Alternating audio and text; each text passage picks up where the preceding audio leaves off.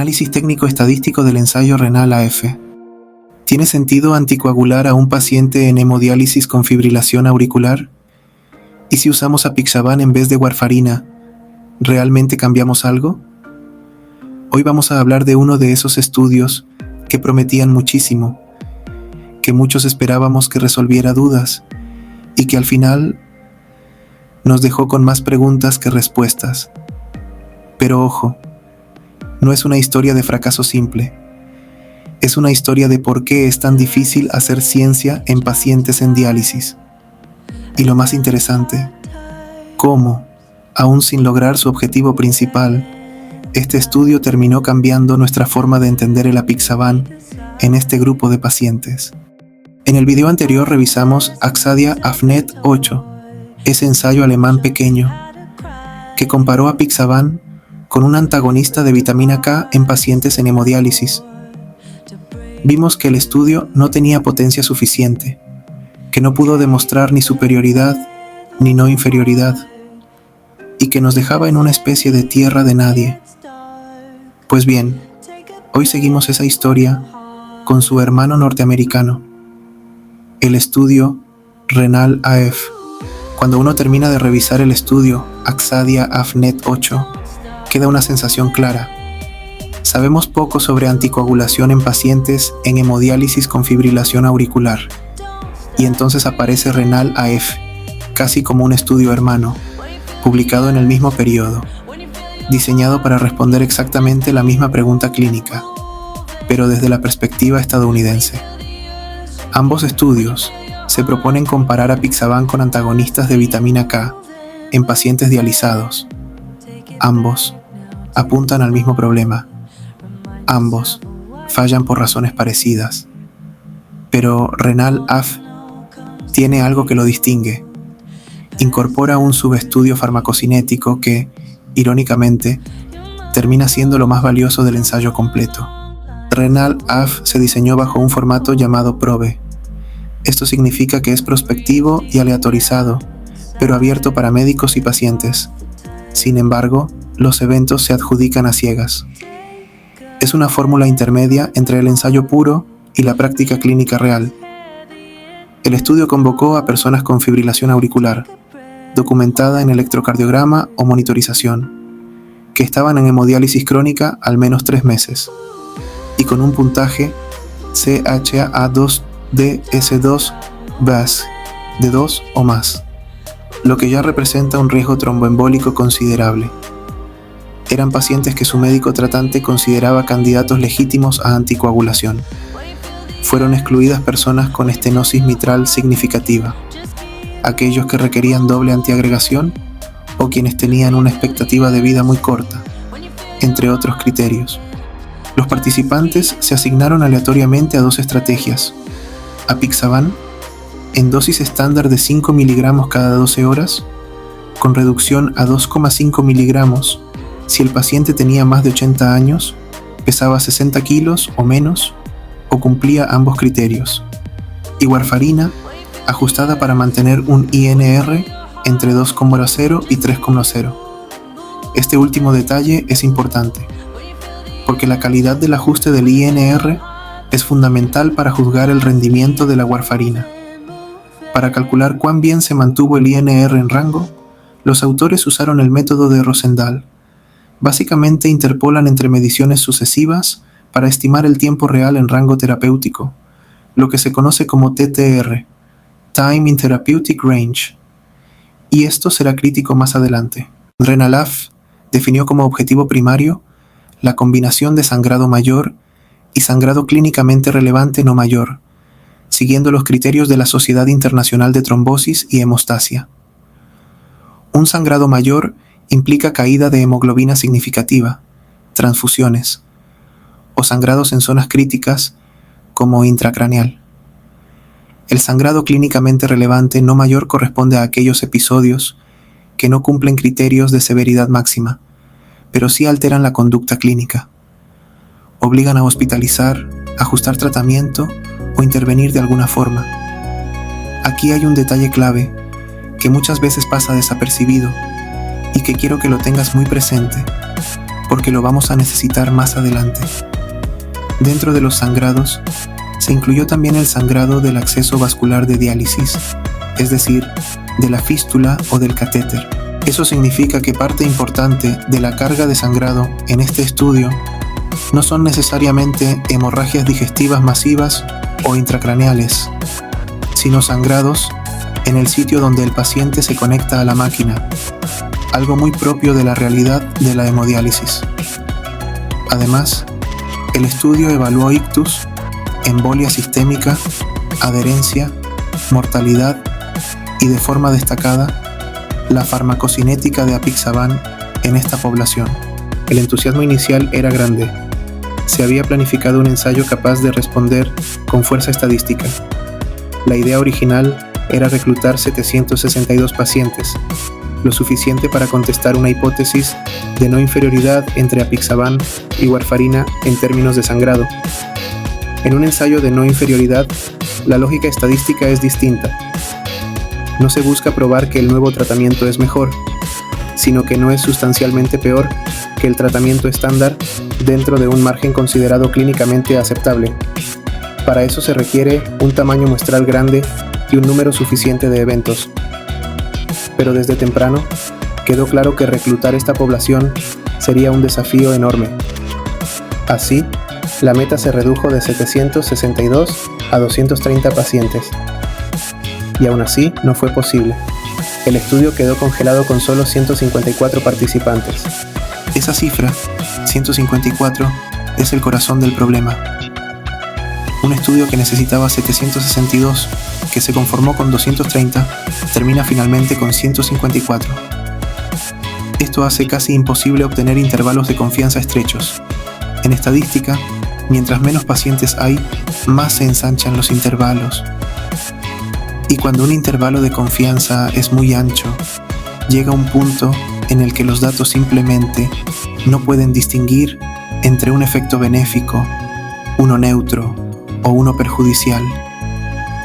No es que el fármaco no funcione, es que la fotografía estadística queda demasiado borrosa como para interpretar algo con precisión.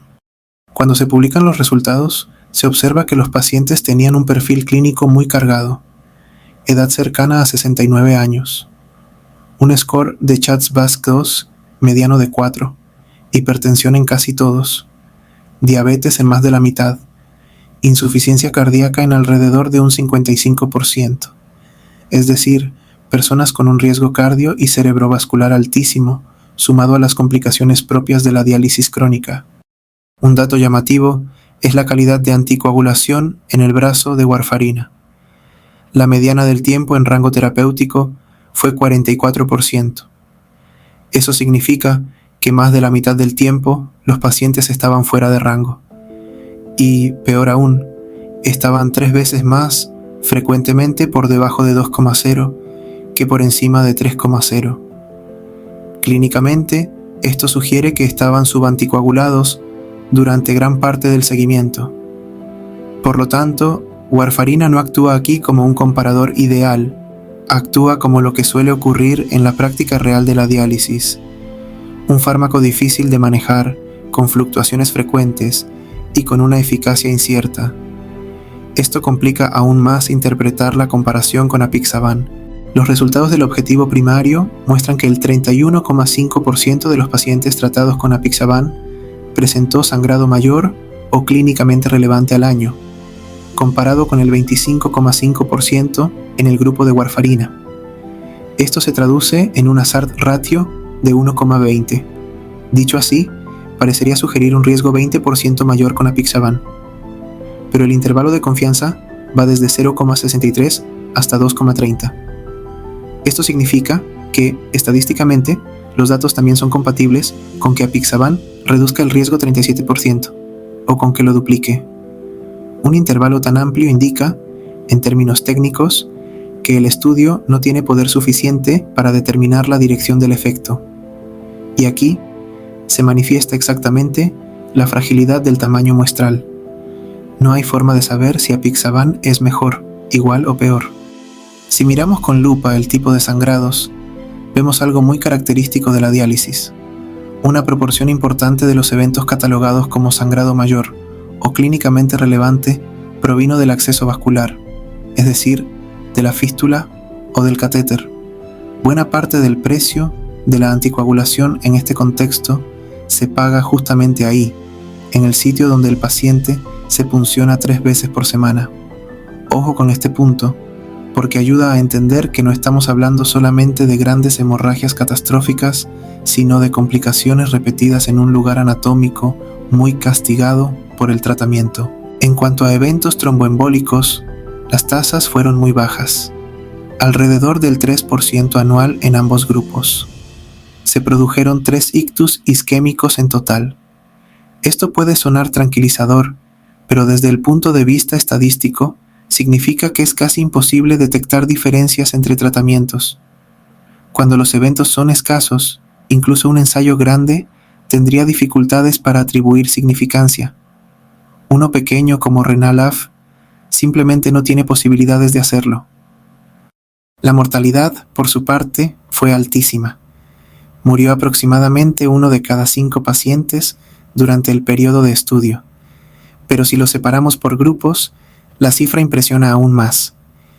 En el brazo de apixaban fallecieron 21 de 82 pacientes, alrededor de un 26%, mientras que en el brazo de warfarina murieron 13 de 72, cerca de un 18%. A primera vista, alguien podría decir, entonces apixaban mata más. Pero aquí es donde la estadística nos obliga a frenar y ser rigurosos. La diferencia en mortalidad no alcanza significancia estadística. Los intervalos de confianza son amplios y compatibles con múltiples escenarios. Es decir, con estos datos, no podemos afirmar que apixaban aumente la mortalidad, ni que esa diferencia se deba al fármaco y no a otros factores, como el azar, el pequeño tamaño muestral o diferencias basales no capturadas. Lo único que sí podemos decir con seguridad es que la mortalidad global en esta población es dramáticamente alta, independientemente del anticoagulante. Esta mortalidad elevada introduce un fenómeno estadístico llamado riesgos competitivos. Cuando un paciente muere, ya no puede tener un ictus ni un sangrado. La muerte compite con los otros desenlaces. En consecuencia, la mortalidad interfiere en la capacidad del ensayo para observar los eventos que realmente queremos comparar entre tratamientos. En poblaciones tan frágiles, los eventos compiten entre sí, y la muerte suele ganar la carrera, desplazando la posibilidad de ver diferencias entre anticoagulantes. A esto se suma que 1/3 de los pacientes de ambos brazos abandonó el tratamiento permanentemente durante el seguimiento, en su mayoría por fallecimiento. Esto significa que un estudio pensado para comparar fármacos termina comparando grupos cada vez menos representativos del tratamiento prolongado. Con estos elementos combinados, bajo poder, mal control de warfarina, alta mortalidad, diferencias numéricas no significativas entre grupos y abandono del tratamiento, el estudio se vuelve incapaz de responder su pregunta original.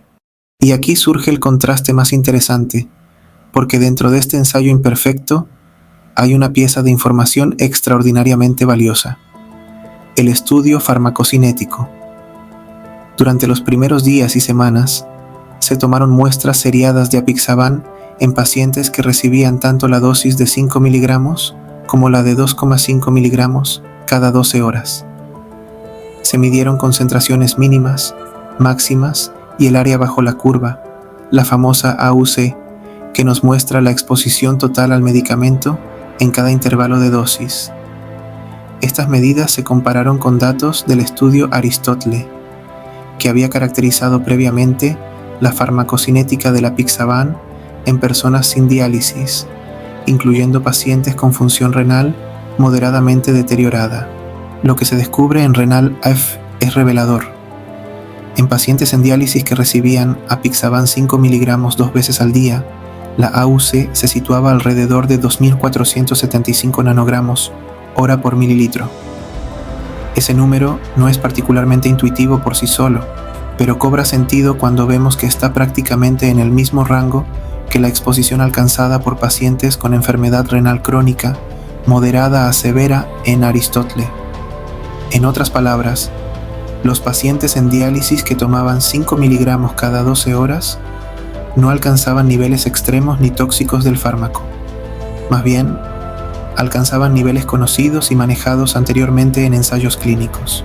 En cambio, quienes tomaban la dosis reducida de 2,5 miligramos cada 12 horas presentaban una AUC alrededor de 1269 nanogramos hora por mililitro, y esos valores coincidían casi perfectamente con los de pacientes no dializados que por su función renal disminuida o su edad también recibían la dosis reducida. Es decir, la exposición de la apixaban en diálisis, tanto con dosis estándar como reducida, estaba dentro de los límites farmacocinéticos ya validados para poblaciones fuera de diálisis. Este hallazgo es fundamental porque hasta ese momento no existía una caracterización tan detallada de cómo se comportaba apixaban en hemodiálisis, y es probablemente la razón por la cual, hasta hoy, muchas guías permiten considerar apixaban, especialmente 2,5 miligramos en pacientes seleccionados, como alternativa razonable en esta población. Un análisis más fino intentó explorar si las concentraciones plasmáticas más altas se correlacionaban con mayor riesgo de sangrado, pero, nuevamente, con solo 63 pacientes y un puñado de eventos, los gráficos mostraron un solapamiento casi completo entre quienes sangraron y quienes no. Esto no prueba ausencia de relación, solo indica que el estudio no tiene suficiente tamaño para detectarla. Pero sí muestra algo valioso. En diálisis, la variabilidad interindividual de la apixaban es grande, pero se mantiene dentro de rangos clínicamente esperables.